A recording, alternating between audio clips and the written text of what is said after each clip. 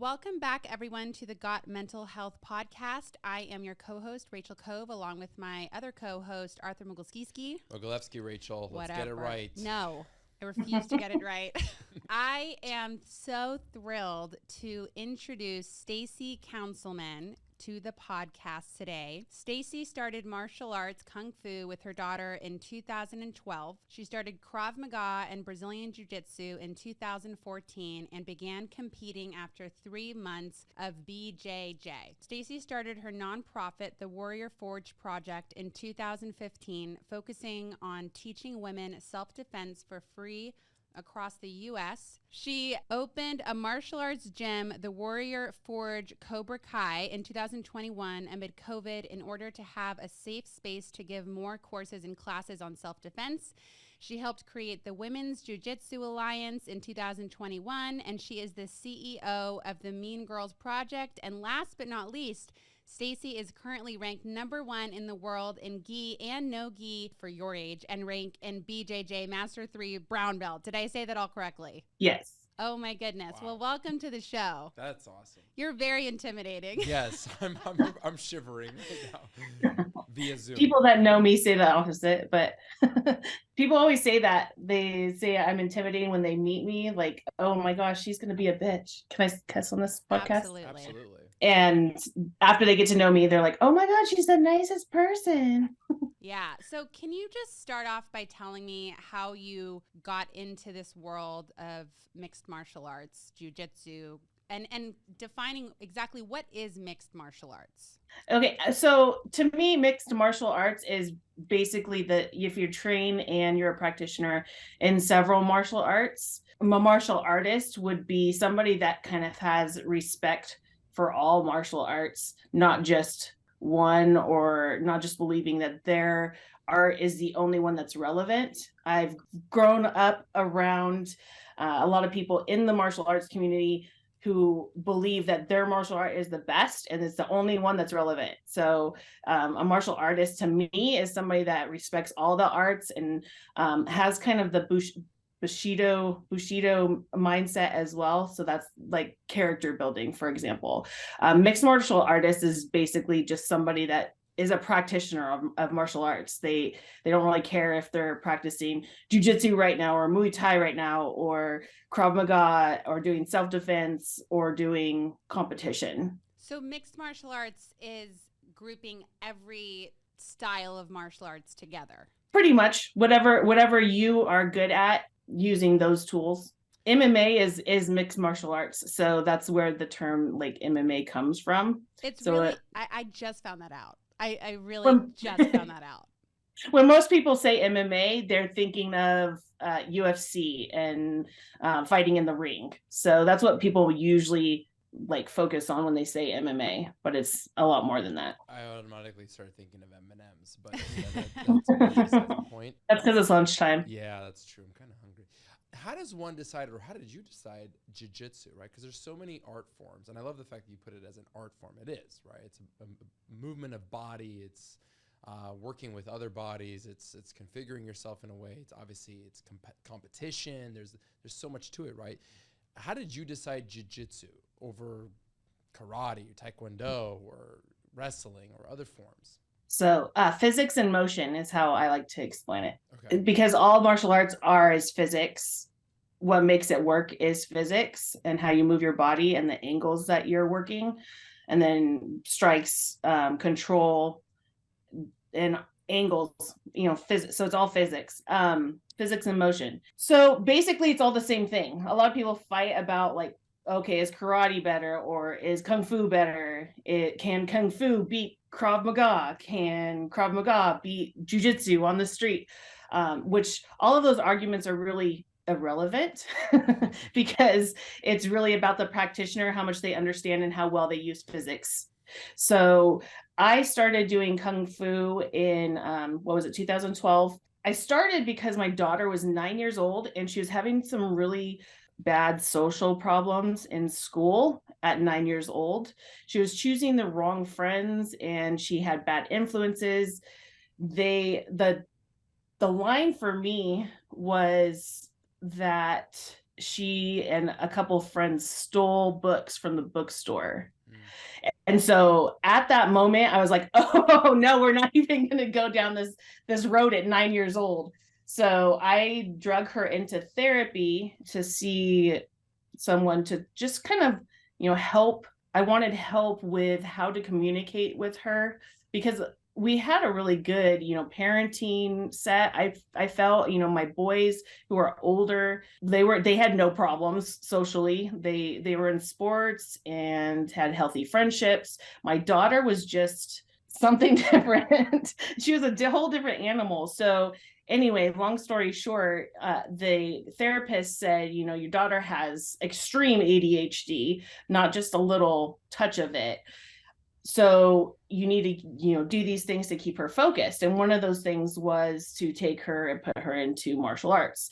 So I went in with her, and I had always had an interest in martial arts, but I had this conception that you had to be a child to start martial arts. You couldn't start later in life. Like, that was something kids started in and then continued in. And then when you were an adult, you became an instructor and taught other kids. So I just didn't know you could do that as an adult. Well, it happens to be a lot of people start as adults. So I started doing Kung Fu with my daughter, and it was just what my body always was missing.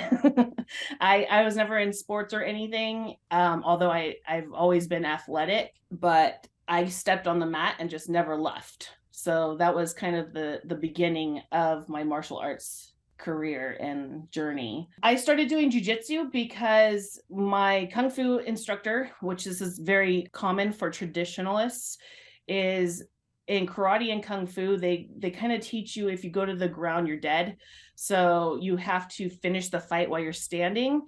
And it's kind of like a weird conversation that just stops there. It's kind of like your parents telling you when you're a kid, don't have sex, and then not explaining why. It just it was like, okay, we don't even have that conversation. But every time I ended up on the ground, I was like, this is important for women to know.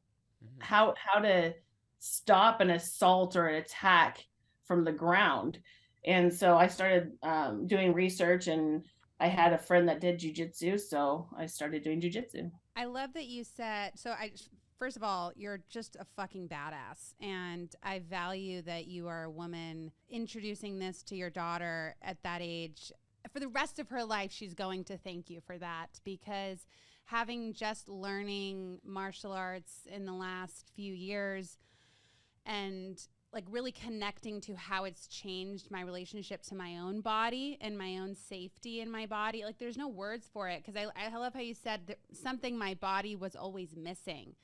And it's like restoring this sense of connection and intimacy and safety in the body, especially as a woman. Like sometimes, and I'm not saying men don't get scared, because I have a lot of male friends that can be courageous enough to say they get scared when they go out in the world. They don't want to fight other dudes, and they often feel like they have to fight other dudes because they're the dude, right? But for a woman to know how to protect herself, it's everything. And I didn't even know how scared my body was until I had a little bit of power learning mixed martial arts. Like, the opposite was profound. Yeah, absolutely. Yeah. My daughter's so free spirited, and she didn't stay with martial arts for a long time, but I made sure that she stayed with it through her early teenage years, and that she knew how to protect herself, because I knew she was going to go out into the world and be crazy. So, which she has. she's now 19 years old, and she's off on her own. She's actually moved out when she was 17. Just always wanted to be, do her own thing, have her own apartment, make her own money. And she's awesome for that, but I'm always scared for her. Although I know that she knows how to protect herself, so that makes me a little more comfortable. So that's beautiful. You work with a lot of women who have been attacked, correct? Who have been either physically assaulted, sexually assaulted, or traumatized in some way, correct? Yes. It's interesting because I tell this story in my seminars. When we first started doing self-defense seminars, we were told that, probably 60 to 70% of the women that go to self-defense seminars have been, have a past, have some PTSD. Maybe they've been a victim in the past. Maybe they have a daughter or a mom or a sister that has been attacked, and so they want to know how to protect themselves. Well, that number is actually closer to 99%. Wow. You know, I meet instructors, I train instructors, and sometimes they don't come out right away saying what has happened to them in the past, but it's 100%. It's 100%. Wow. Every single one of my instructors have had a time in their life where they have either been preyed upon, they have been stalked, they have been attacked, they have been raped, molested. The list goes on, but there is not one instructor that I have that hasn't had something happen to them. The numbers are so much more big Yeah, than that's they say. Like, I don't use statistics, and the reason why I don't use statistics, especially like for marketing, is because they're not real. It's only the things that have been reported.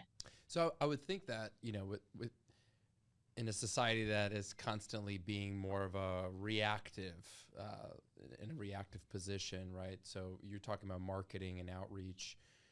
Is one of your goals to start creating a more of a reactive approach, going after the younger adults, going after children, really starting educating and training from a young age so that they're not ending up in your seminars and your trainings when it's kind of too late, or when they're in a position where they, Like after they've been a victim. after they've been a victim, like trying to Yeah, be more reactive, exactly. and actually like start training from a young age, right? It's a great question. Right. So opposite of reactive, it's Right. proactive. Love that. Proactive. So yeah. So most self-defense programs are reactive. They base their programs off people that have already been attacked, where we are proactive, meaning we base our programs off of teaching young people not to get attacked, not to be preyed upon, and what to look for. You know, what signs show that somebody might be a predator. So to follow up question with that, right? So if the conversation is around protecting young girls, and not just young girls, but girls, Everybody. women, anybody, right? In a contact sport where you're not, I'm assuming they're not just performing with other women, they're performing with men as well, correct? Or is that right? Yeah. And so in a community, in a world where we're having that conversation with what is appropriate for a boy, what is not appropriate for girls as well, and you put them in a sport where there is a lot of contact with the opposite sex potentially, is there a conversation that needs to happen before that, where it's safe in these environments, but it's not appropriate in others? We talk to parents a lot about that. You know, a lot of girls come in and they don't want to be with boys. So for my gym specifically, I have classes that are co-ed and classes that are just for girls. So if a girl is not comfortable with boys yet, we just put them in a class with girls. Same with the women. I have women's courses, and I kind of specialize in that. So we have how we've built it is, we understand that women don't want to come in and grapple with a guy, especially if they do have a past where they've been attacked. So we start them in a 12-week course, and we really encourage them along the way. Once they've built up enough courage, enough confidence, enough resilience and self-worth, we start pushing them towards going, or motivating them to go with the guys that they feel are safe, and they get to actually pick the guy that they think is that they feel comfortable with, and they start going with guys, or boys in girls' case.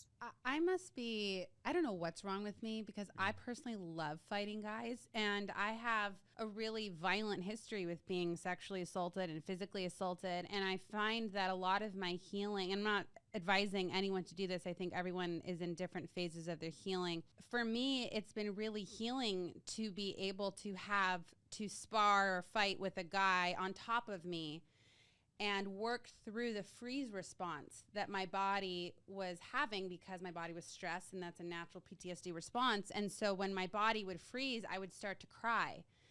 And I was teaching myself, okay, this is not the past. This is a new moment. And with these skills and with this power, you can now defend yourself and push this guy off of you. And it was invigorating. It was empowering. And I remember talking with my professor about it, like Gracie Barra and Agora, and I told them what was coming up for me, because I was sparring and fighting with these dudes, and I just kept shutting down in my body. And the empathy and compassion that he had, that he said that a lot of women have struggled with this exact feeling. So for anyone out there, it is the art form is working through that, is teaching your body you have power. You're not that little girl, or you're not that young woman who might have been attacked, and teaching the body you have power and you can do something with it. Yeah, absolutely. It really depends on the individual. I am the same way. I love sparring with guys from the very beginning, and I have been attacked in the past. So it really just depends on the individual, what they feel comfortable with, and where they are in their mental health. You're in a safe space. You understand. You study mental health, and you have worked on building the confidence. Some women come in and they have no confidence, and they never have in their life. So it really depends on the individual and what they're ready for at the moment. Well, I love the fact that you, first of all, recognize that you've identified it and you've actually created a space for both, right? So regardless of where they're at in the stage of their identification and confidence building, if they feel that they need to be in an all women's group, they have that option. If they feel like they want to go kick some guy's ass, more power to you. Here you go. And so I love that you've done that. Question for you. You have a daughter and 2 sons. Is that correct? Yes. So obviously you identified at a young age your daughter was struggling in certain ways, and you wanted for her to have a safe and a fun outlet to kind of express herself. Obviously, with your 2 sons, how do you differentiate the principles that you're training them on, right? Obviously, your daughter had her sets, your sons have theirs. What are the conversations that you're having with them at the same time that you're having with her? My husband and I've always just focused on making sure the boys understand what manners are and how to treat women. And a lot of that is just shown by example. I have a really healthy relationship with my husband, who is their stepdad. So they have examples to look at around them, and they always have of different lifestyles, I guess. And they've been able to pick and choose what path they want to go down. And they know for a fact that I will kick their butts if they mess up. And it's come to that a couple times when they were teenagers. We've always been super, super open with the kids, almost too much to the fact of, they would talk to us about their sexual experiences, like down to the nitty gritty of, hey mom, what is this? What does this mean? That's, in my opinion, I don't think that's too much at all. I think our society is missing that. I think the fact that your kids are coming to you is saying you have created an absolute safe environment for your kids to be open and honest with you. And that is how we protect children, is by creating that safety. God forbid there is a predator around. God forbid there is someone that was doing something. The kids have the language and feel safe enough to come to the parent because they don't feel shamed. They don't feel that they can't. Well, and I think what you said earlier is really key, right? Your children are mirroring the relationship that you have with your partner, right? So the best way to, at least for me, to educate a young boy, and of course girls too, is what are the parents doing in front of them? Not directly towards them, but indirectly within their own relationship, right? And that's super important. And I agree with you, Rachel, that transparency, I think, is really the only way to do it, right? Because then you leave it up to them to figure out how things should be, could be, why would they be this way, right? There's no guessing involved. It's all open. It's all on the table. And so I love that you have that relationship with your children. Thanks. Yeah, the boys never really had an interest in martial arts. My oldest one did as soon as he got into the Air Force. So he's in Special Forces in the Air Force, and he started doing jiu-jitsu a little bit before he went on a couple tours, and he was like, why didn't you make me do this when I was younger? I was like, I'm not going to force you to do it. They were into traditional sports. They have great relationships now. And I think that they can easily come to us if they have problems in their relationship, which is something that I never had in my early 20s. Yeah. So I see jiu-jitsu as like a religion, right? It's a belief system. It's obviously it's an art form, and there's practicality to it, but like in any religion, there's philosophies, there's ideologies into it. Can you go into, for the listeners out there, what are the principles, what are the ideologies behind jiu-jitsu on a deeper level? aside from the contact and the physics of it, like what is something that someone that could attend a class can learn from this in their personal life as a philosophy? So I actually wouldn't use jujitsu for that example. Okay. I would go back to maybe Japanese jujitsu or even judo. And the reason why is because if you've done some homework on different martial arts, Brazilian jiu-jitsu is not so much the art that you want to go to for philosophy and Bushido. So if you look up the term Bushido, it's kind of the moral laws in martial arts that were founded, or whatever you want to say, created, 2000 years ago when they didn't have guns in warfare. So if you look at the history of fighting, it came from the martial arts, different martial arts came from India and China. And even but beyond that, before that, there was wrestling and boxing. So there was wrestling and boxing. Those were the first martial arts. And then there were kung fu and karate, which a lot of the written history goes back to China and India, where they would talk about or develop what was right and what was wrong, and the yin and yang and the Bushidos. So the Bushidos, that a set of moral values, and that would be taught with the physical parts of martial arts. And you wouldn't really be considered a master in an art unless you had both good, like, moral value, and you are a good physical practitioner. So do you believe there is a physical and spiritual connection in martial arts? I do, but not everybody does. Why? Well, there's good and bad people. So there are people that are black belts in certain arts that are not good people, and you will find that. And unfortunately, not every school and every gym that's a martial arts gym is a good place to train, because there are hidden, just like in any other field, there are hidden predators in martial arts. Wow. Do you think that people, this is kind of an out there question, but it just reminded me of it. Do you think there are good and bad people or good and bad behaviors? Because I know people that would be, do you think it's hand in hand? Because I don't know. I feel like we're all different layers and different shades of absolutely everything. Like I used to steal for drugs. You know what I mean? Like I used to lie, and now I would never do that. So are you saying that a person is either bad or good, but they can't be both in different times of their life? It's a great question too. I think that's the beauty, though, of, in a sense, connecting it to martial arts, because I do think a person can transform bad behavior by understanding martial arts, by understanding their own mental health problems, and then using their power for good. Right. And using, especially with on the mat, right? Like when I've been fighting dudes and them like just tapping out, like the importance of tapping out and learning, and a guy practicing listening to a woman say, hey, no, right? Or a man listening to another man saying, hey, no. I know I'm kind of going all over the place, but it's all interconnected for me, because I think that's like martial arts is this relationship between mind, body, spirit, and connecting.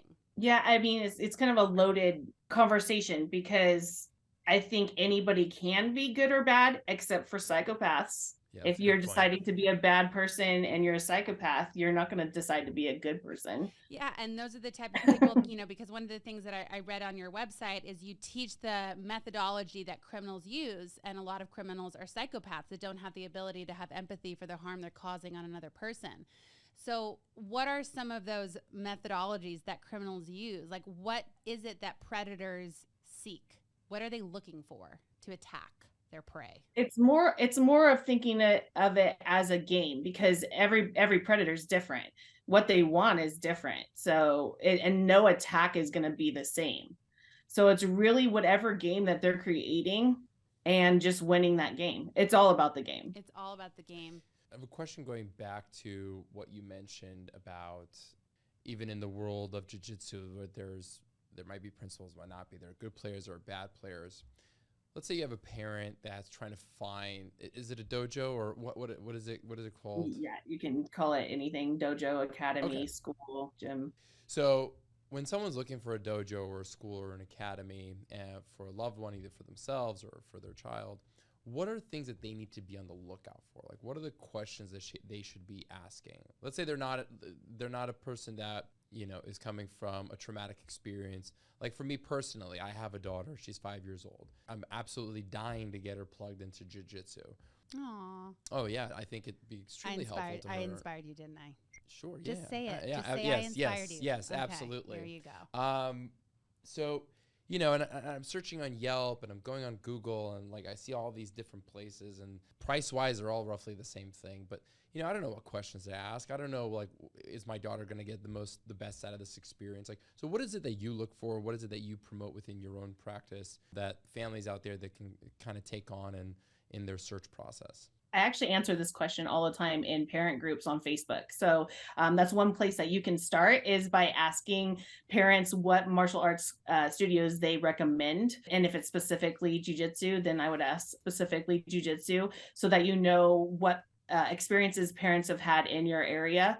Also, I always tell people to take advantage of the free trials. So you can pretty much get a free trial for your child at any jujitsu school. It might be one day, it might be 1 week, it might even be 2 weeks, or they might be running a special at the time.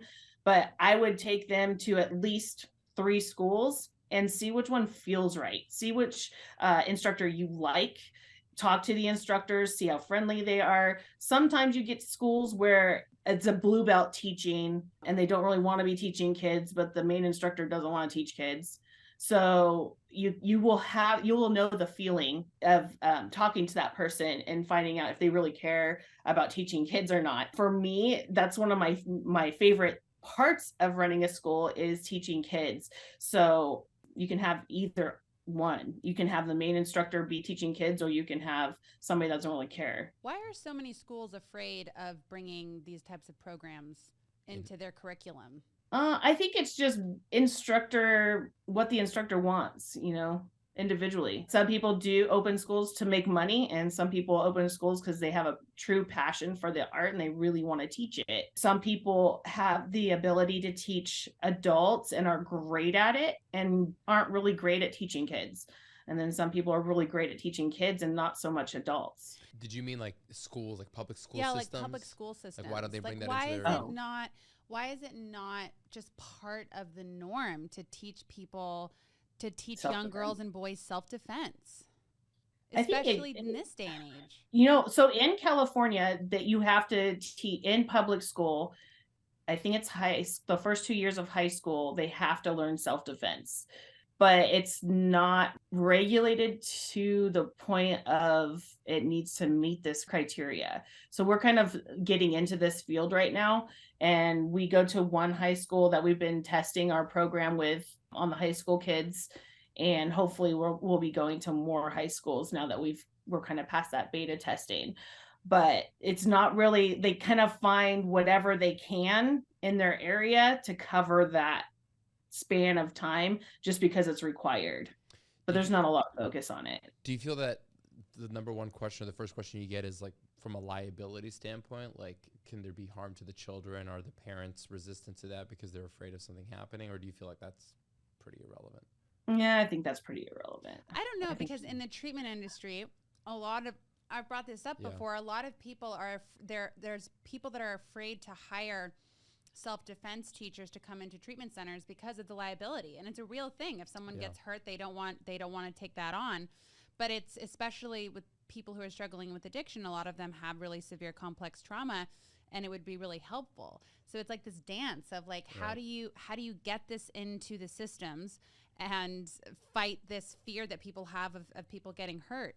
Well, almost everybody has liability insurance, and if they don't, they should. So all my businesses and my nonprofit have liability insurance, so that's not a problem for me.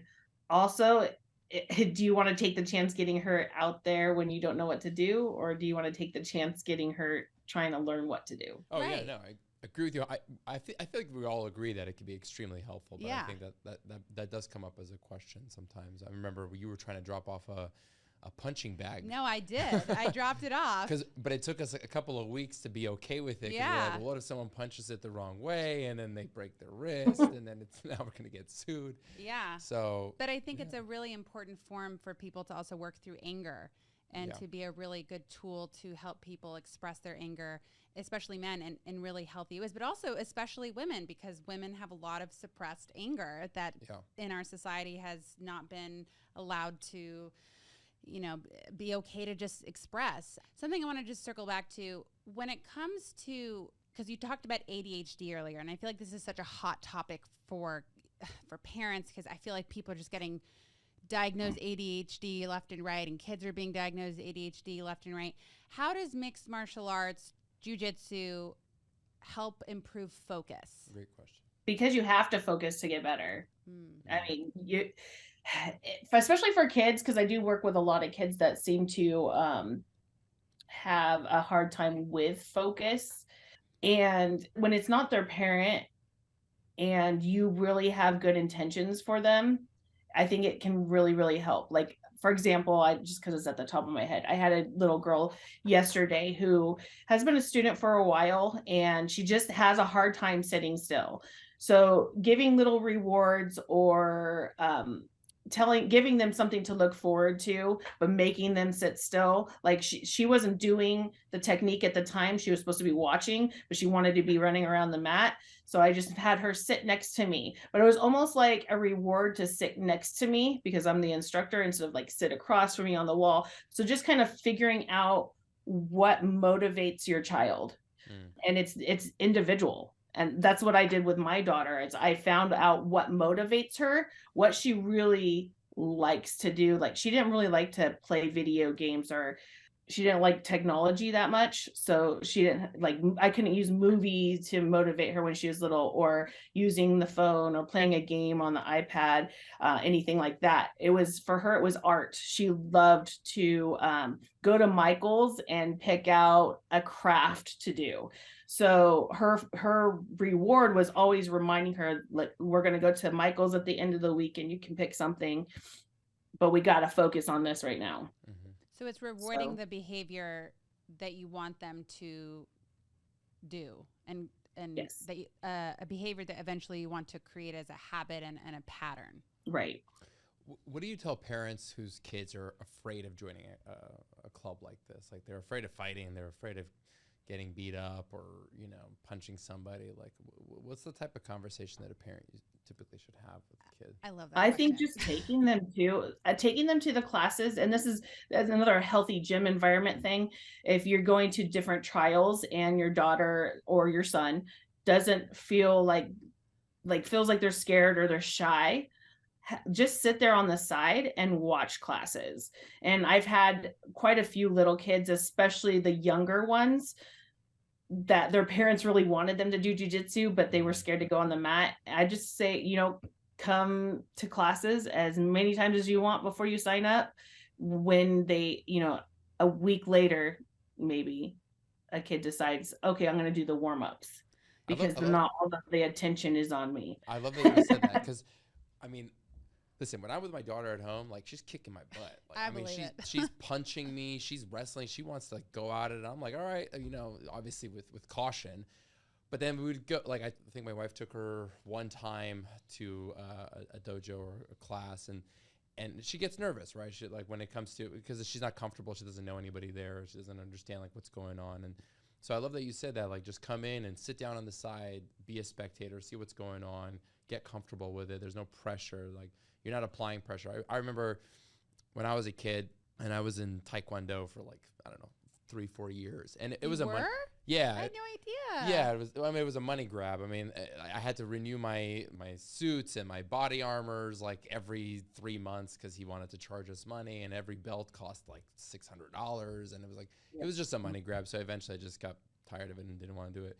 But I mean, going to this class, like I was afraid of getting up there and starting to fight with other boys. I didn't know what I was doing, and I was afraid of getting punched and all these other things. And unfortunately, that class wasn't a good example of what should have been done, because they kind of just forced you into it. But I love that you said that. I mean, being a spectator, getting comfortable with it, and then jumping in when you're ready. That's what I did with my son. My son, for the first class and the second class, was terrified, and he was crying. And on the inside, in my thoughts, I'm like, oh my God, please join the mat. I want to be able to connect with this on you and share this experience. But instead, I praised him and validated for even just showing up. And then by the third class, he was so excited to get on the mat. And I saw him build that confidence in front of me that he faced his fear. And now he loves showing up to mixed martial arts class. And the discipline, I think that's what parents really need to understand too, is the discipline and structure that's provided in a dojo is essential to creating a really regulated nervous system for a child. It's essential. Children need structure. They need to feel like they're showing up for something, and it's organized, and it's a safe container. Right. Well, it's giving competition and reward to focus, right? Focus your attention, devote yourself to something, grow within that, right? It's great for kids who are kind of all over the place, especially in the technological world that we live in right now. There's not a lot of interpersonal connection with others, and this is a great opportunity for them. Personal question: were you together with your partner at the time that you and your daughter joined? Yes.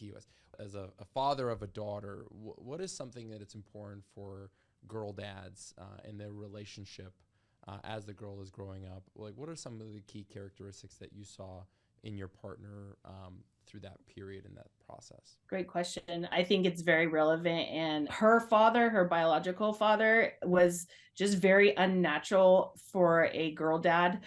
So I was very lucky that my husband was a very, very good stepdad to her, and really focused on what interests her. So like I said, she wasn't really into like technology.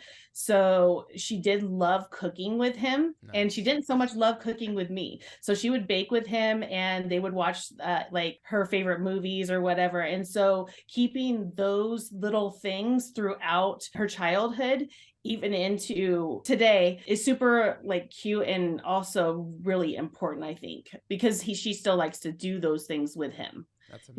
So it doesn't matter really what it is. Find out what your kid's interest is, and then make it something that is just you and her do. It just makes it special, and it continues. I love that. That's beautiful. Are things like watching movies and having ice cream and building Legos and all this kind of stuff. So I'm assuming, of course, you still compete, correct? I do. Okay. What goes on in your mind when you're in battle mode? I watch UFC. I mean, and it's like, it's such a exciting sport, and it's thrilling, and you can see that they're just going wild, and they're so into it. But I'm so curious, like, what's really going on in their mind? Can you talk about that and what that experience is like for you when you're in an actual competition? Winning. Sure. Well, obviously. I've gone through different phases. And early on, it was all about kicking ass. Nice. and really, visualizing winning and stuff like that, even young kids say in MMA. And now it's much different. So anxiety is something that almost every female, I'm sure males do experience anxiety as well before fighting. But for females especially, they experience a lot of anxiety. And I learned a trick. I don't remember who taught me this. It might have been my daughter's therapist. I'm not even sure. Anyway, I read somewhere that when you're experiencing anxiety, especially before a fight, that you recognize that you have that feeling, that it is anxiety, and that if you feel grateful or sit with that feeling for a minute and accept that this is you feeling anxiety, that it goes away a lot quicker. So you kind of welcome it. So you welcome it, come in, and then it sits with you, and then it leaves. Because once it's a build up, right? So you're looking forward to this fight, you're training for this fight, you're thinking about this fight, you're getting, ready for it, visualizing all the moves that you want to do. So you feel anxiety all the way up to the point of slapping hands with your opponent and them saying go. Once they say go and it's in the fight, in the moment, it's just like any other day on the mats in your own gym. and you know that you're fairly safe, especially in jiu-jitsu competition. Like, yeah, you're trying to hurt each other, but you can tap at any time. It's not like self-defense. It's not like somebody attacking you on the street. So I've just, over time, competing so often, I've gotten comfortable with it, and now it's no big deal. Like I can't get anxiety if I try to get anxiety. You're a beast. That's amazing. It's really, it's just something I do. You know, it's down to the point of, it's just something I do, and I'm comfortable doing it. And I know I'm either going to win or I'm going to lose. There's nothing, like, the only thing I can do to control the fight is have my best fight. Like, you know, be my best. If I'm your competition right now and I'm listening to this podcast, I'm like, shit, she doesn't have anxiety like I do. She's like straight up legit. I'm going to get my ass whooped. Listen, jiu-jitsu has been one of the toughest things I've ever learned in my life, because I've had to commit to just being a student and falling and being the worst in the class, being a loser, not winning, which is, for someone like me who's really competitive, is really difficult. So how do you teach people to not give up? Because I played soccer till I was in my early 20s, and the reward was so in your face. You score a goal, yeah! You know, there was a lot of impact. It was like, you know, everyone's like cheering, right? But I feel like in jiu-jitsu, you lose a lot, and there's not like a big impact. So how do you teach people to not give up and to have this like keep going mentality when it's really hard a lot of the time? So I think that we've had a lot of success in this with female classes specifically. The way that I have set things up, and for kids as well, is we play a lot of games. So not only do we have, like, we teach the warm-ups, of course, we teach drilling, so we're teaching the moves, but we also play a lot of games. So by taking the stress of winning out, and just playing, it really builds confidence. And then sooner or later, you're doing the movements right. And if you're drilling all the time, you start doing those movements right. You start getting tighter submissions. And then before you know it, somebody else new comes in, like 6 months to a year down the line, somebody comes in and you can actually do those things. And then your confidence really builds, because you're able to win somebody that's new. And then the light bulb clicks on and you're like, oh, okay, if this happens to me in real life, I can actually do it, because this person knows nothing. It is kind of like, I mean, you do have a dojo called Cobra Kai, so it would be kind of rude for me not to bring up the Karate Kid. But it is like that scene from the Karate Kid. Have you seen the Karate Kid? Are you talking about the new series or the movie? The old one. Yes. Some people haven't seen it. I'm like, wow, this is so cool. I rarely meet these people. But where Miyagi is, you know, teaching Daniel to paint the fence and doing it over and over and over again. And he doesn't and his body is literally learning the moves because he's repeatedly doing it over and over and over again, to the point where Miyagi was like, paint the floor, you know, and then wax on, wax off. And he literally is defending himself, and he didn't know. So it's the best scene in the movie. It's the best scene in the movie. And so I think the best scene in the movie is when he got kicked down. By who? Got up. Did the cobra, you know, the crane, yeah, and just pop in the face. So I feel like you're teaching your body habit, right? Like you're teaching your body to keep going, repetition, no matter what. Correct? Yes. And I have a good example of this that just happened. So, and I was so proud of him. One of my original students at this gym, so he's been coming to this gym for 2 years, to my gym. And he's 10 years old now. So he's 8 when he started. He's a very small kid for his age. We have a new kid that started that's about 13, at least twice his size, if not more. Okay. So just started, but he's a really smart kid too. The older, bigger kid. He's smart. He is learning fast, but he's had like maybe 3 or 4 classes. So they ended up in the same class one day, just because the younger kid wanted to stay longer. And so I just let them spar for a minute, and they were doing like takedown to a dominant position is what we call that. And the little kid was just kicking the big kid's butt, and the big kid was trying, and the big kid was like, what's happening? Like, how is this little tiny thing kicking my butt right now? And I just had the best instructor moment. And I said, that's it right there. This little kid, if he gets bullied, if some big kid from high school tries to pick on him or tries to do anything to him, he is going to kick their butt. Right. And Because it's just so cool. sorry, I That is interrupted. really, really, really cool. So cool. And I think that's the brilliant thing about jiu-jitsu is it doesn't matter how big your opponent is. You can take them down. Man, I wish I knew you in middle school. Right? That would have been funner. Yeah, a lot less bullying. So how do you take care of your mental health? So this is the Got Mental Health podcast. So how do you, Stacey Councilman, got your mental health? I meditate when I feel like I need to meditate. I do a sauna when I need to do a sauna.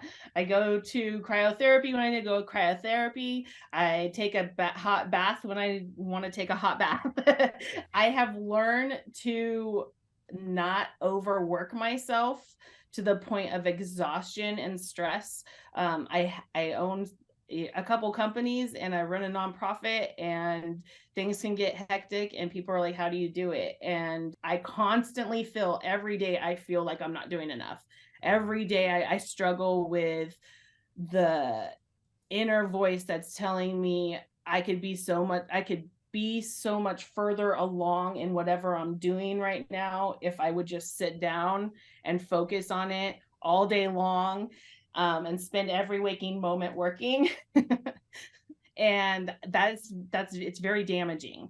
And I've learned from those mistakes. And now, having done the nonprofit for so long and having owned my own businesses for so long and going through the different stresses, and my kids are now out of the house, so I have more time to work on those things. I've just taught myself to, if I feel like taking a break, I take a break.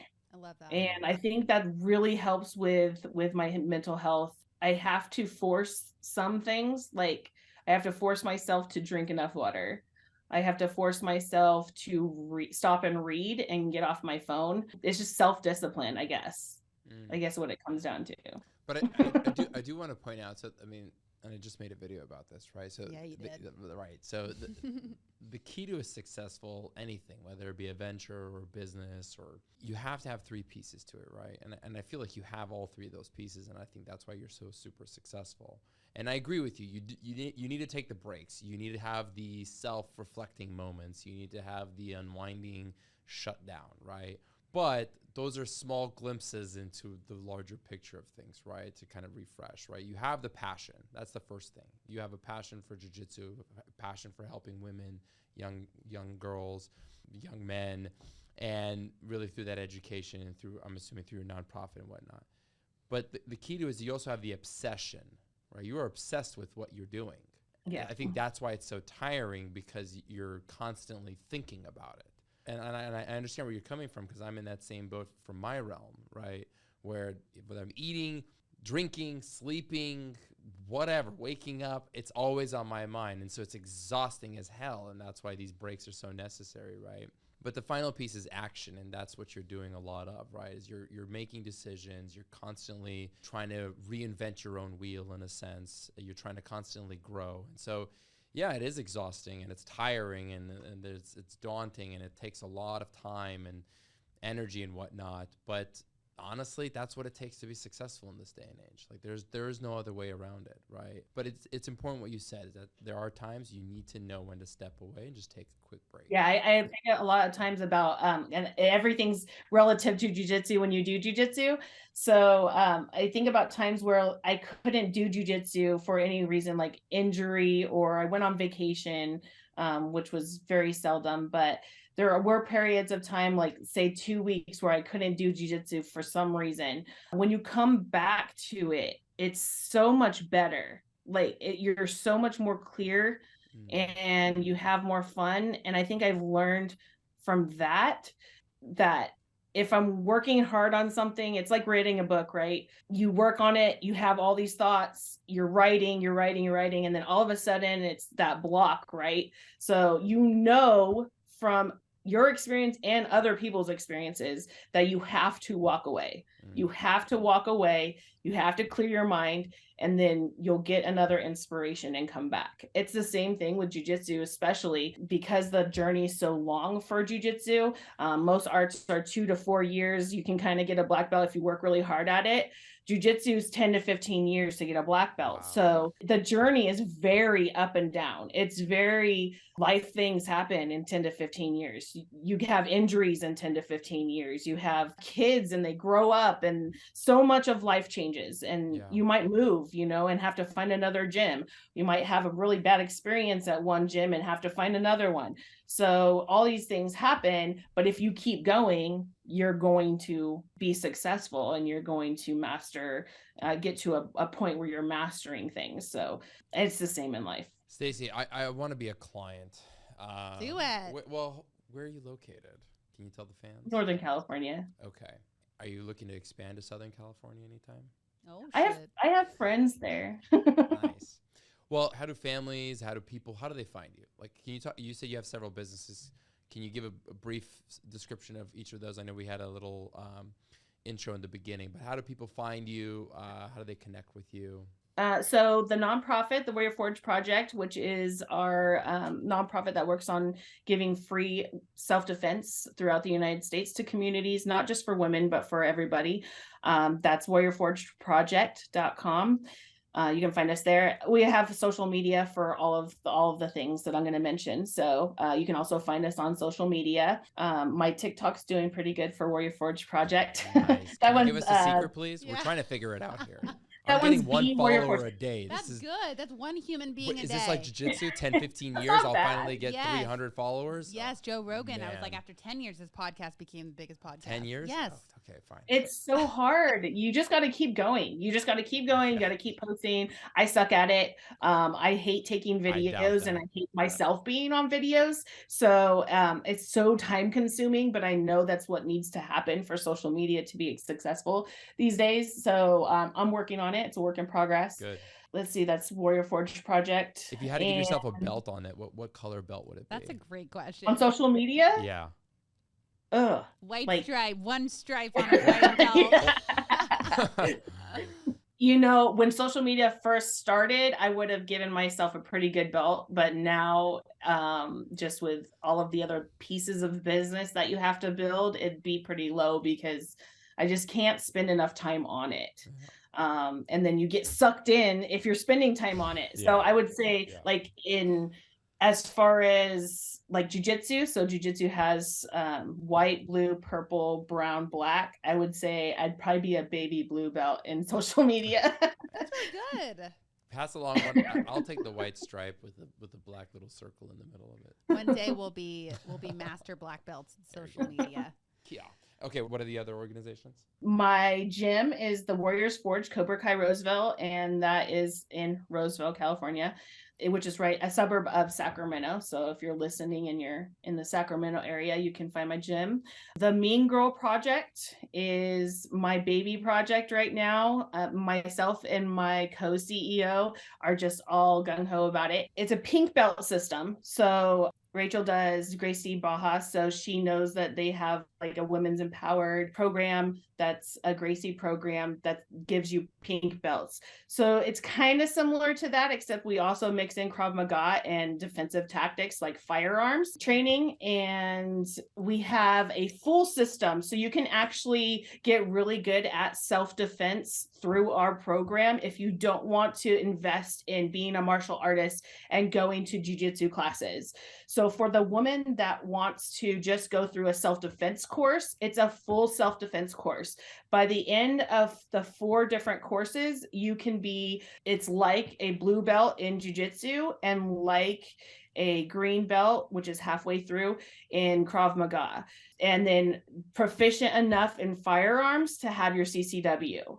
So that's why we're super excited about the Mean Girl Project, because it is a full self-defense program where women can go through it and not have to worry about doing martial arts outside of it.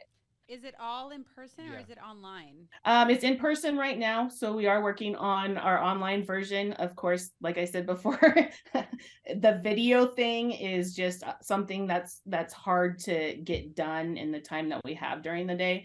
But we will eventually have it online. Can you imagine? It's like, honey, I need you to go buy a gun so that I can participate They have in fake this. ones. Well, fine, whatever. That defeats the point of the joke. Let me laugh for you. Stacey thought it was funny. Figure Stacey, that stuff we out. can't say enough to and appreciate you coming on board and participating with us here today. I mean, such valuable information for young girls, for women in general, for fathers, for men. We typically ask one question to all of our guests before we end. If you go back 15 years ago to Stacey of then, what type of advice would you give her? Just keep going because it's going to happen. Yes. Always move forward. Go ahead. Yes. No. Go ahead. No. You got it. No. Listen. I don't know what to Just say. do it. I don't have the script in front of me. Alrighty. Well, thank you, Stacey. It's been an absolute Thank you for pleasure. having You me. are an absolute inspiration to me. Thank you for just being you, being alive, teaching other women what you're teaching them. It's completely life-changing and an honor to meet you. And I can't wait to actually meet you in person and come to one of your classes and mats and dojos and take your self-defense course. Absolutely. Thank you for having me. Of course. And thank you everyone who is listening to the Got Mental Health podcast. If you haven't already, please follow us on Apple Podcasts, Spotify, or YouTube. Please rate, review, and leave us a little comment so we can get to know you better. We appreciate your support, and we will see you next week. Thanks, everyone. Thank you, Stacey. Thank you. Bye.